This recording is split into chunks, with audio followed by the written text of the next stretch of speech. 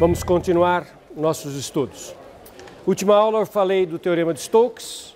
Hoje a aula é dedicada a usar o Teorema de Stokes em diferentes situações, ver as consequências do Teorema de Stokes.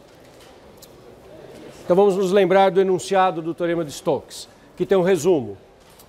Você tem que ter uma superfície regular por partes, pode ser reunião de superfícies regulares, tipo as faces de um cubo, que não é uma superfície regular completa, porque tem as arestas, pode ser então regular por partes.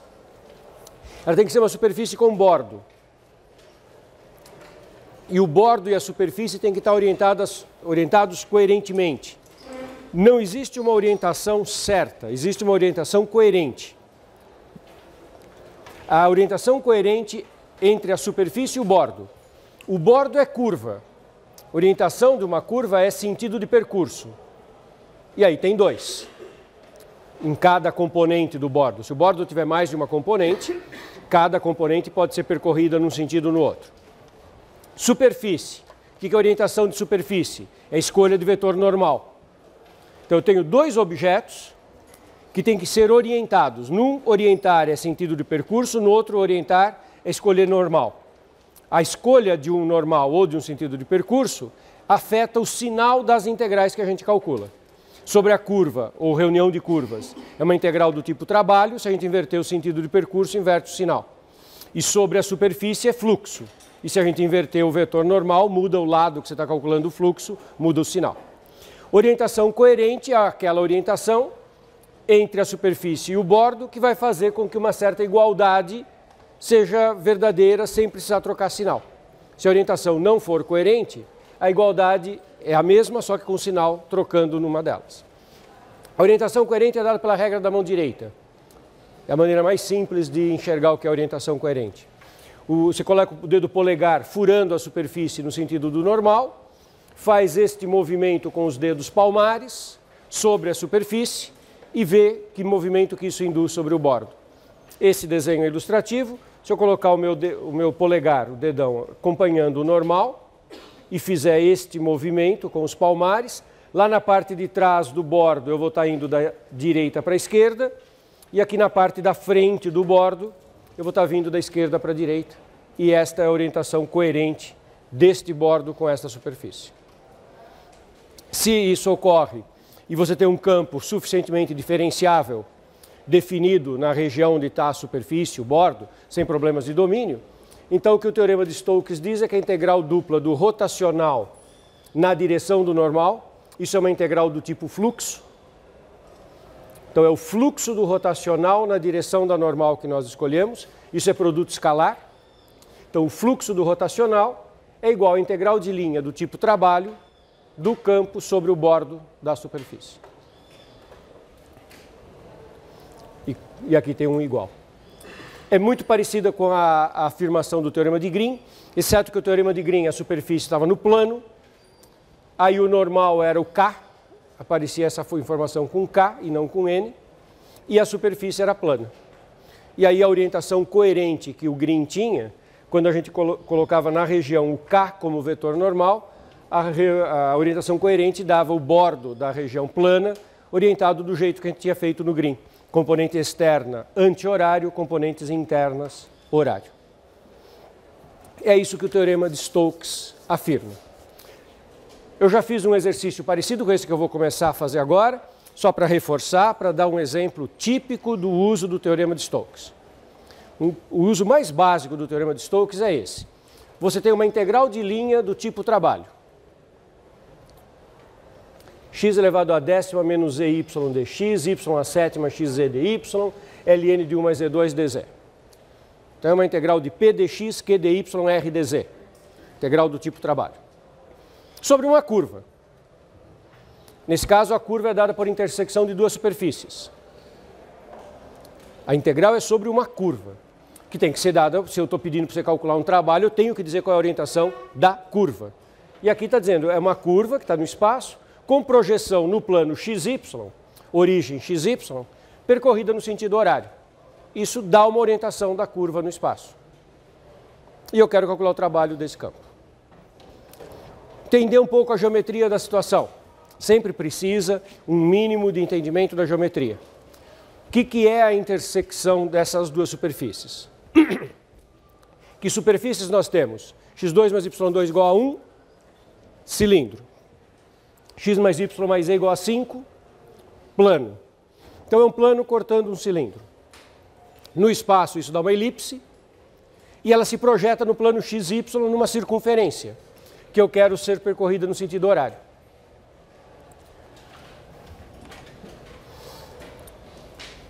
Eu não preciso de um desenho maravilhoso, um esboço. Este plano corta os eixos coordenados nos pontos de coordenada 5, quando x e y são 0, z é 5 e assim por diante.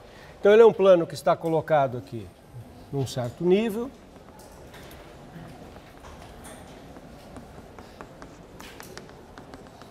Vai gerar uma elipse que está inclinada, que está dentro desse plano, e esta elipse se projeta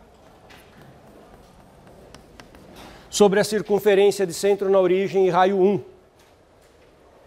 E eu quero que a projeção seja percorrida no sentido horário. Sim? Sentido horário no plano XY. Eu vou do y para o x ou do x para o y?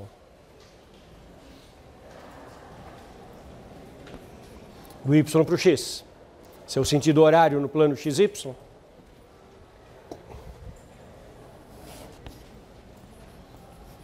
Entenderam o que eu quis dizer com esse vai do y para o x? Aqui no primeiro quadrante, eu faço esse movimento para ser horário.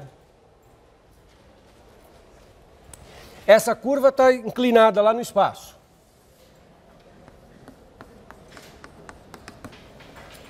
Uma elipse.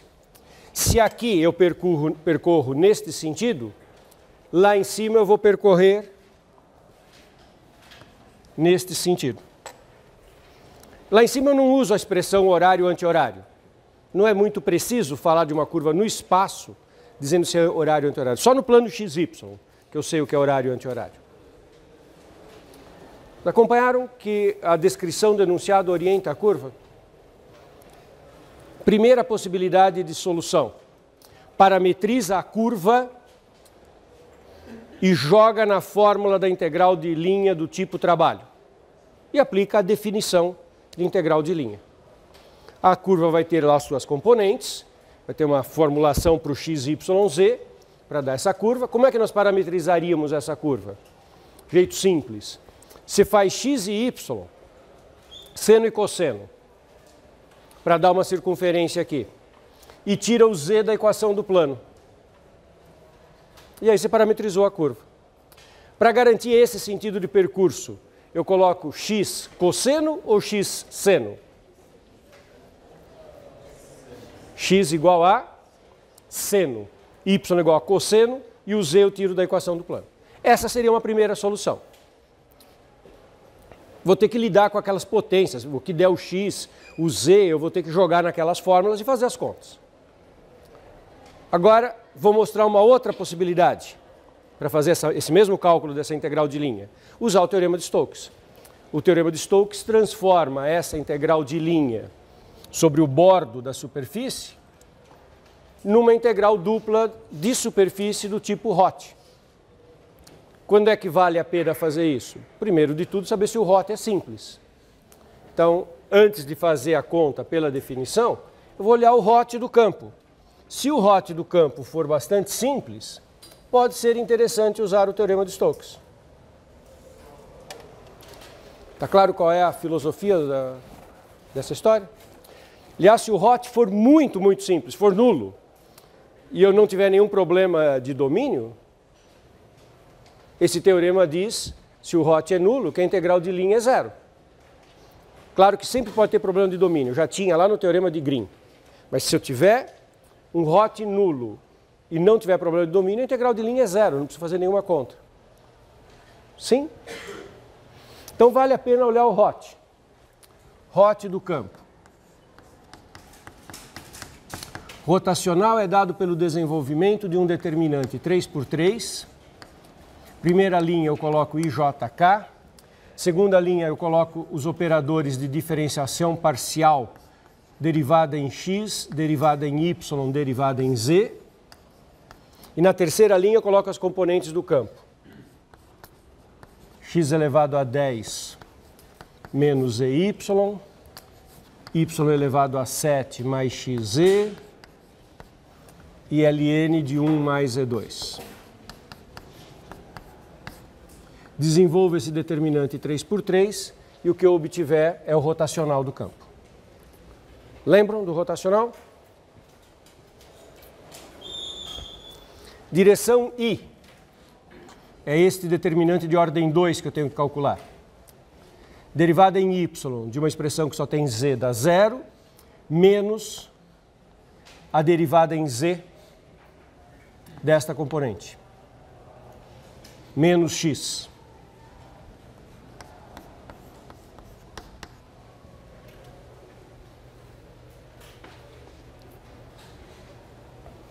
Derivada, componente em j, lembra-se que aqui eu tenho que inverter o sinal do resultado. Derivo em x uma coisa que só tem z dá zero, agora derivo em z essa expressão. A derivada em z dá menos y. Como está na diagonal secundária, fica mais y. E como é na direção j, troca o sinal de novo. Então fica menos yj. E a componente k, este menor de ordem 2, derivo isso em x dá z, derivo isso em y dá menos z, mas é diagonal secundária, troca o sinal, fica mais z, z aqui com mais z aqui, 2z na direção k. Então o ROT não é nulo, mas é bastante simples. Muito mais simples do que o campo original. Entenderam e concordam com essa frase? O ROT é mais simples que o campo original, mais fácil de manipular.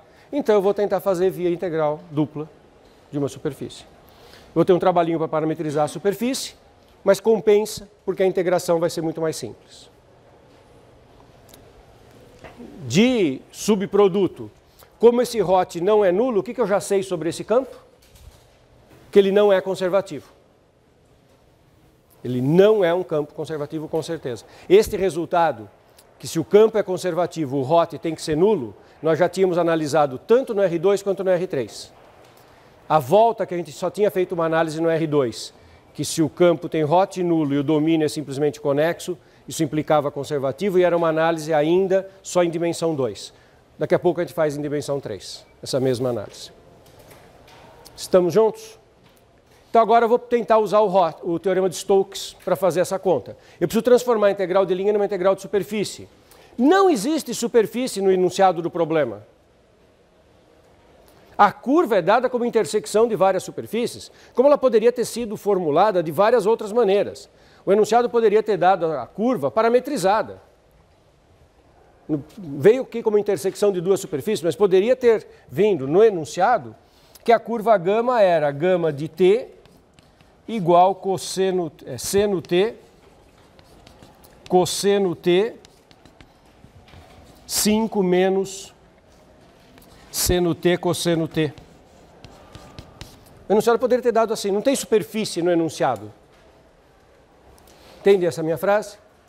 Se eu quero transformar numa integral de superfície, eu vou inventar a superfície. Qual é a única condição que tem que ter a superfície? O bordo da superfície tem que ser a curva com a qual eu quero trabalhar. Esta é a condicionante. Eu tenho que inventar uma superfície, aquela que eu quiser, cujo bordo seja esta gama, que é essa elipse inclinada no espaço. Qualquer superfície serve. O teorema de Stokes não diz nada sobre qual é a superfície. Isso foi uma discussão que nós fizemos também quando eu dei a ideia do porquê que o teorema de Stokes era verdadeiro, que eu mostrei que o fluxo do rotacional não dependia da superfície, só dependia do bordo da superfície. Então, é qualquer superfície que tem essa curva como bordo. Bom, tem uma mais simples que as outras. Tem uma bem natural de pegar, que é qual? O pedaço de plano. Aquele pedaço de plano que está dentro do cilindro. É talvez a superfície mais simples que eu posso encontrar, cujo bordo seja essa gama. Essa daqui é a curva gama do enunciado. eu quero que ela seja vista como o bordo de uma superfície. Qual é a superfície mais simples cujo bordo é essa gama? Uma bem simples é o plano, o pedaço de plano. Todo mundo me acompanhou nesta observação? Teorema de Stokes. Tem que ser o pedaço de plano com normal para que lado? Já que esta é a orientação da curva, a superfície à qual eu vou aplicar o teorema de Stokes tem que estar orientada coerentemente. Será que eu devo pegar nesse plano normal para cima, que se afasta do Z, ou normal para baixo, que se aproxima do Z? Para ser coerente com a orientação do bordo. Para baixo.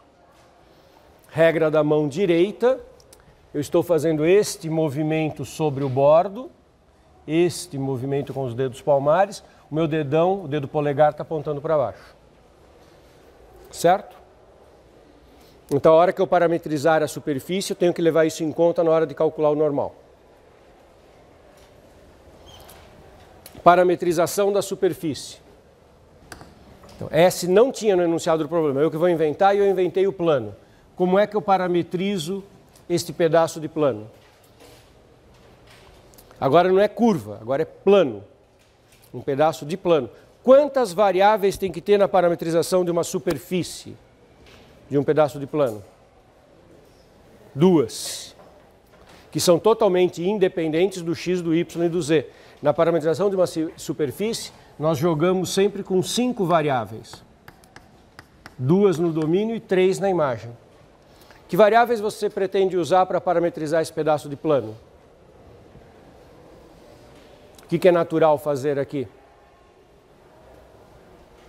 R e θ. Polares na base. Faz polares no x, y, que já fica garantido a base aqui, e aí você usa o z do plano. Então é uma parametrização bem natural. R cosseno, R seno.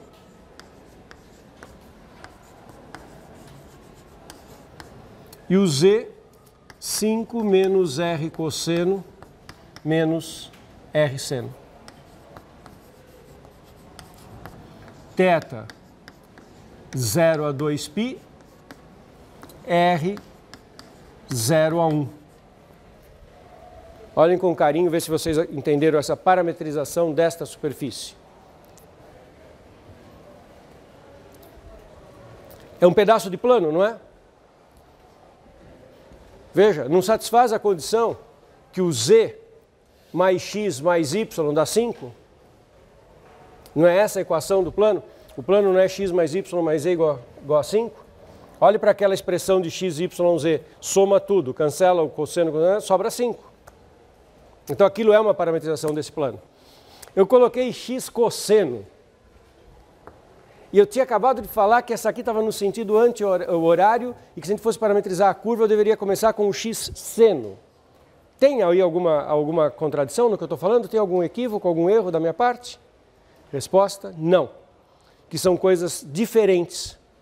Se eu fosse parametrizar a curva de dimensão 1 e no sentido de percurso horário, eu tinha que pôr x igual a cosseno, e lembre-se que nesse caso eu não teria r, porque não seria parametrização de superfície com 2 variáveis. Seria só x seno, y cosseno e z 5 menos cosseno menos seno. Eu agora estou fazendo uma outra coisa, parametrizando uma superfície com 2 variáveis. E eu ainda não sei se essa parametrização vai dar a orientação que eu quero ou não. Porque eu tenho que respeitar o sentido horário da curva e o vetor normal para baixo. Eu não calculei o vetor normal, eu vou calcular. Se o vetor normal der o que tem que dar, ótimo, eu continuo a conta do jeitinho que está. E se o vetor normal der errado, eu troco o sinal. Mas é um outro contexto, porque eu estou parametrizando superfície. Mas é muito boa a pergunta, porque de fato a gente tem que jogar com esses conceitos para perceber que não é a mesma coisa. Todo mundo entendeu a pergunta e a resposta? Obrigado. Xθ e xr. Xθ menos r seno θ R cosseno θ, e aqui deriva em θ.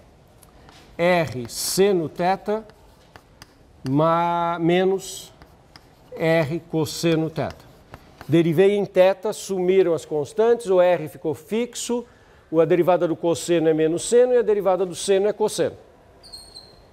Então, onde tem cosseno, troca o sinal, onde tem seno, não.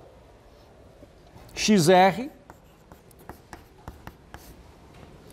cosseno θ, seno θ,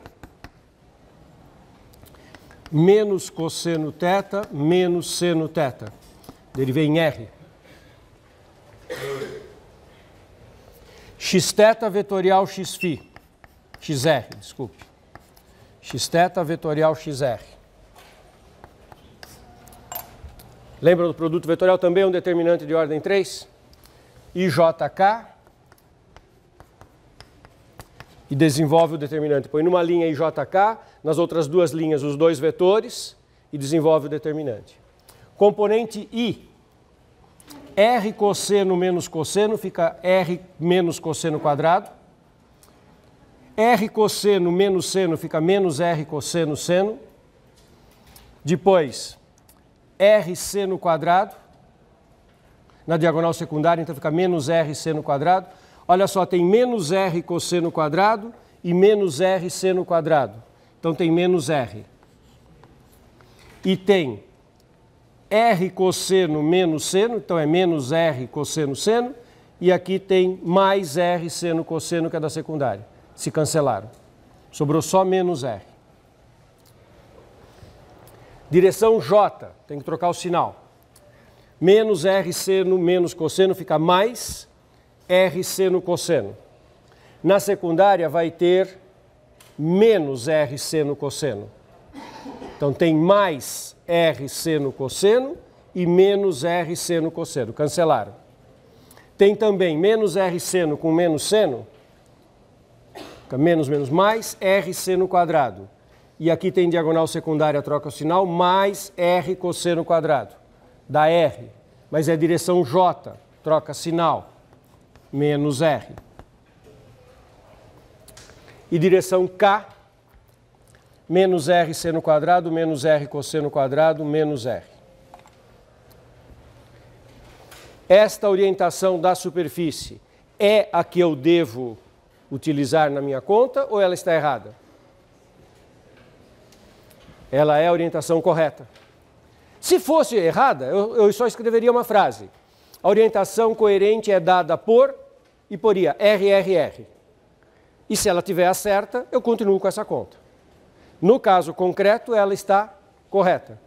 Então você vê que a coerência entre a normal da superfície e o sentido de percurso da curva foi dada exatamente por esta redação.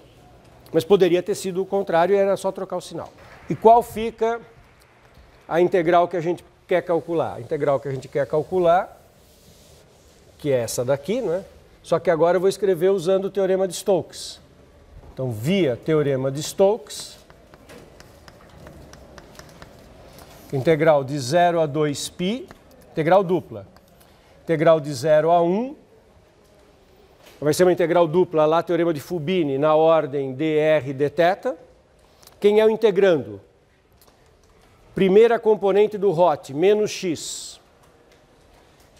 Menos x da superfície. R cosseno θ. Então, menos R cosseno θ.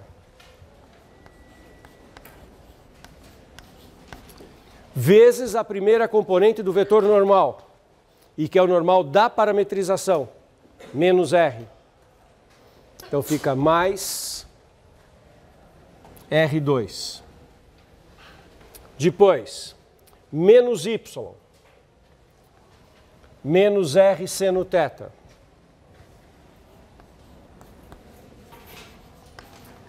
Segunda componente do vetor normal, menos R,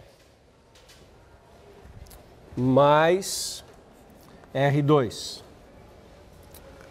mais 2Z, 10 menos 2R cosseno θ menos 2R seno θ, porque é o Z multiplicado por 2, vezes a terceira componente do vetor normal, vezes 1 menos r. Então vai ficar menos 10r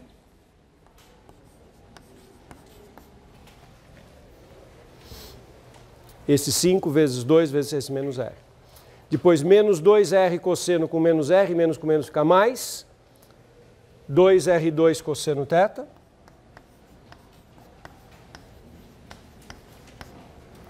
E 2r2 seno θ. Essa integral vai ser dr dθ. E pergunta que a gente já brincou várias vezes com ela. O que eu vou perguntar agora? Qual que é a minha pergunta? Se sim ou não, tem jacobiano. E qual que é a resposta? Não. Não tem jacobiano, eu não mudei de variável. Eu parametrizei uma superfície e usei a definição de integral de superfície. Não troquei de variável. Quem queria fazer uma pergunta? Era isso? Tá ok. dr dθ. Mas tem que estar bem claro para todo mundo que não tem jacobiano aqui. Eu não fiz mudança de variável. Vocês estão vendo que vai ter uma integral em R, que vai dar o que tem que dar? Mas que depois vai ter uma integral em θ, que é a integral de 0 a 2π ou de cosseno ou de seno de θ. Quanto que dá a integral de 0 a 2π de seno de θ ou de cosseno de θ? Zero. É um período completo da função seno e um período completo da função cosseno. Isso dá zero. A parte positiva tem a mesma área que a parte negativa, se cancela. Então, as integrais em θ vão dar todas zero, só vai sobrar a integral de menos 10r, que em θ é 2π, porque é constante em θ. A primitiva menos 10r dr é menos 5r2, que é a primitiva de menos 10r, e que na integral em r foi calculada de 0 a 1. Então isso aqui tudo dá menos 10π.